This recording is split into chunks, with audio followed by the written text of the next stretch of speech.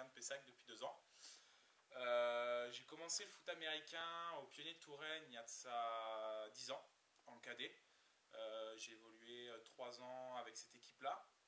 J'ai reçu un jour un courrier à l'époque du CER de Talence, du centre d'entraînement régional.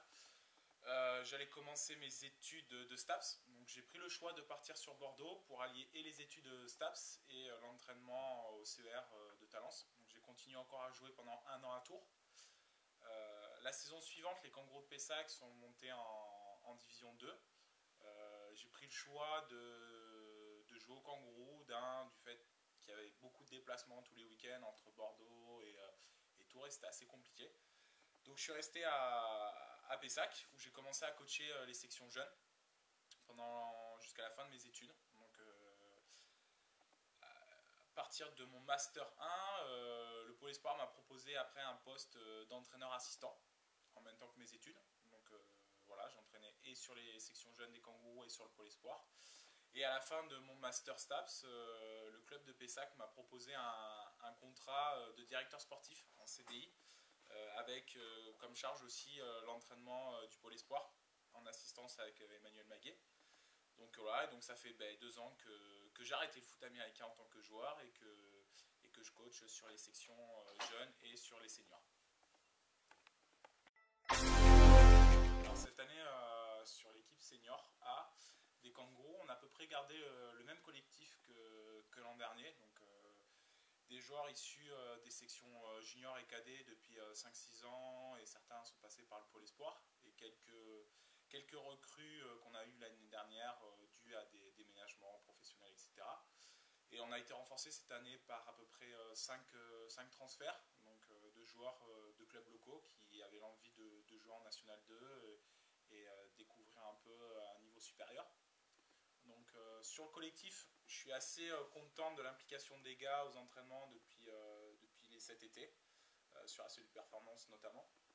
Et ensuite on a pris le choix avec le coaching staff de recruter 2 joueurs américains cette année, donc un carrière, un receveur. Pourquoi on n'a pas fait le choix de renouveler Walter alors qu'il a fait une énorme saison et qui nous a fait gagner beaucoup de matchs et avec lequel on a été très satisfait.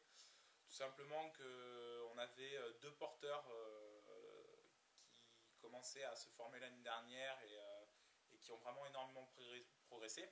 Et on a voulu leur donner la chance cette année d'évoluer et de changer de système en jouant une spread offense et non une T. Donc voilà, on a pris le choix de prendre un carrière receveur du fait de ce choix de système-là. Cette année, les équipes qu'on va jouer sont les mêmes que l'an dernier. L'an dernier, le championnat était très serré, chaque match était accroché et très difficile pour remporter la victoire, que ce soit des 2 côtés.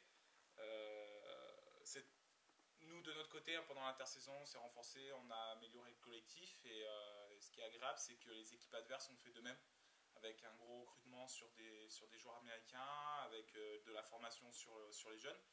Donc je pense vraiment que le championnat national 2 augmente d'année en année au niveau du jeu.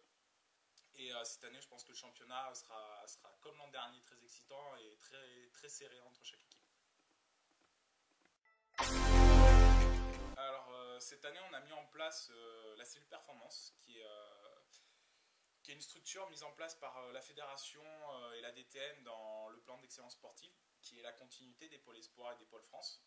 Donc le club, en tant que structure d'accueil, d'entraînement du pôle Espoir, donc on prête nos installations pour l'espoir, que ce soit salle de musculation et terrain. On s'est dit pourquoi pas nous lancer dans cette expérience-là de cellule performance, du fait qu'on a déjà les installations, et proposer ce service gratuitement aux joueurs de l'équipe première. Donc c'est une première cette année, il y a quelques petits couacs sur certains endroits. On est en train de se structurer.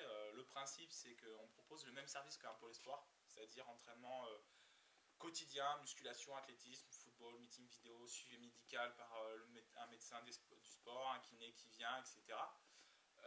À l'heure actuelle, on n'est pas labellisé puisque la fédération travaille sur la labellisation de ces structures-là et labellisera ces structures qu'en août. Donc voilà.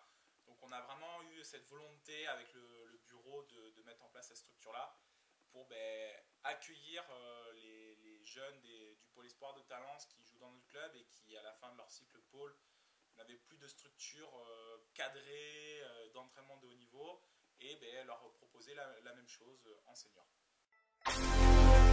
Alors pour finir, voilà, il y a beaucoup de gens qui nous mettent favoris pour la D2, pour le titre. Il est clair que dans la tête du coaching staff, du bureau et des joueurs, c'est notre objectif premier.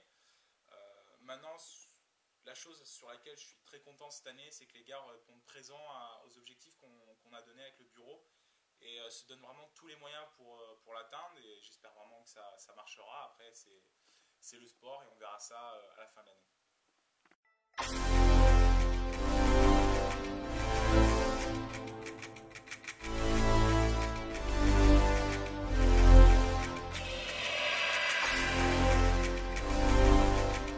Que des numéros 10 dans ma team.